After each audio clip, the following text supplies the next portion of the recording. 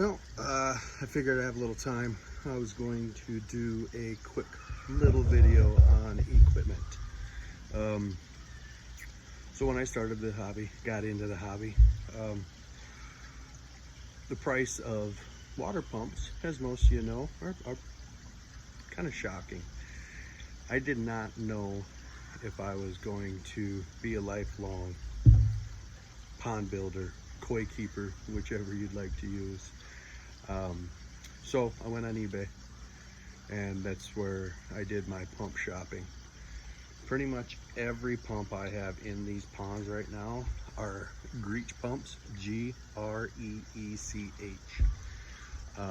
I've had zero issues with them so far. Started my ponds in about May, so I've had zero issues with any of them. I would say, if I had to guess, they are maybe overrated by a couple hundred gallons per hour when you get to the bigger side of the pumps, like over the 2,000 gallon per hour pumps. So a 2,000 gallons, probably pushing about 18 from what I can tell. It seems like anything under the 2,000 gallon per hour pumps are pretty true to their markings. The 1,600 gallon I got is definitely pushing 1,600. The 400 gallon per hour is definitely pushing that. To be honest with you, I think they're better than some of the name brand stuff that is out there. But also, it's probably not as good as some of the name brand stuff out there. That's just the way it works. For my 2,000 gallon, my 2,100 gallon pump, I only spent, I want to say $70 on it. And again, it's done amazing. I've had zero issues with it. They all have the option of, putting a piece of filter, pre-filter in there, attaching a pre-filter, or just using the screen. They'll all pass, large debris. I'm pretty happy with them because, like I said, again, I didn't feel like spending $300 or $400 on a pump to turn around 2 or 3 months down the road and say, okay, I don't like this hobby. So there is some good little models out there on eBay and Amazon. I have not tried them all. I went with the Greech one because I did a little bit of research. It is hard to find anything on them, but I did a little bit of research and I like what I've seen. I also have a big 4,300 gallon per hour pump, a Tetra one, that's probably going to be getting used on my next build. And then I have a 3,600 gallon, I think that's a Avion or Enbon or something like that. I have that pump as well. That'll probably be used on my new build. I was able to find a lot of stuff on Facebook Marketplace, stuff like that. People had bought it, was gonna build a pond, decided not to, and they're just trying to get rid of it. I've gotten some very, very good deals that way. Brand new stuff in the box, never been used. I was able to get a liner, skimmer box, waterfall pump, I think it's 2.5 inch hose, flexible PVC, I should say, hose, everything you need for about a 2,500 gallon pump or a 2,500 gallon pond. I was able to pick up for $100. That's a steal. Brand new, all brand new, underlayment, the whole nine. So if you're looking at getting into ponding, my recommendations would be first eBay, and then Facebook Marketplace. You might find a heck of a bargain.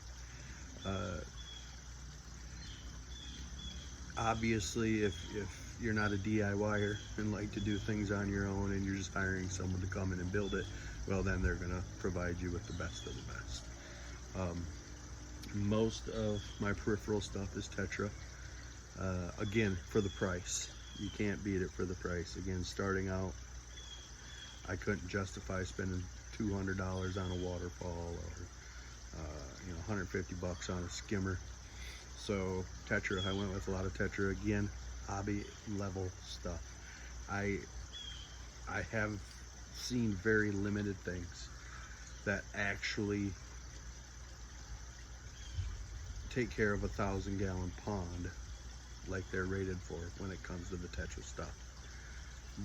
Great stuff though, great stuff. But if you're gonna go big, I would go with, you know, something from Aquascape, Oasi, or Oasi, however you pronounce it. Your bigger name stuff for sure if you're gonna go big. All my filter stuff I buy from the local pond store here in Kansas City. Food, same thing, get it from there. Other than that, when it comes right down to it, again, I'm gonna go to strictly PVC tubing on my next build, and I'm going to be switching out all the flex tubing that is in here. I'm just gonna go with PVC pipe, because that way you cut it, you put it where it's supposed to be, it's gonna stay there. It's not gonna be all flopping around, a bunch of bricks to hold stuff down in place. One thing I have discovered with this pond that I wish I would have done is I wish I would have put a bottom drain in. I'm thinking about doing a retro bottom drain, but I probably won't. Just for the simple fact of how the bottom of this one is shaped, I just don't think it's going to be feasible. It's only going to be about half as effective as it could be. So yeah, again, the flex tubing, for what you pay for the flex tubing, I don't think it's worth it. Buy your PVC pipe. A little more work goes into PVC pipe because you got to cut it to size, glue your joints and stuff like that instead of just cutting it to length. I still use pieces to make an easy connection to something, but I will not be doing entire runs with that flex tubing ever again. Yeah, I mean, other than that, the heart soul of your equipment for ponds is your pumps. So do your research. Always go bigger. I made the mistake of, you know, thinking I only needed so big of a pump for my original pond with a waterfall. Well, it would have handled the pond just fine, but it did not have enough head pressure to run the waterfall worth of crap. So I ended up going, I think I ended up tripling what I had originally thought it was going to need, and it works good. Works good. So if you have any questions on any type of pump things, equipment related items, as you see, I don't have any, you know, Baki showers or anything huge like that. Any of those bigger items, big ticket items, I would call it, I'm going to try to DIY it. I feel confident with a little bit of research that most people with some mechanical know-how can build a better or equally as good product for a quarter of the money DIYing it. So that's always going to be my default setting until I'm rich and famous and I can afford to buy all the fancy bells and whistles. So again, like I said, if you guys have any questions at all, feel free to ask, comment, give me some feedback. And for everybody that has subscribed so far, once again, I want to say thank you. It's very cool. And continue to like and subscribe and share these videos and give me ideas on things you'd like to see. Until next time, keep on investing, keep on improving. Talk to you later.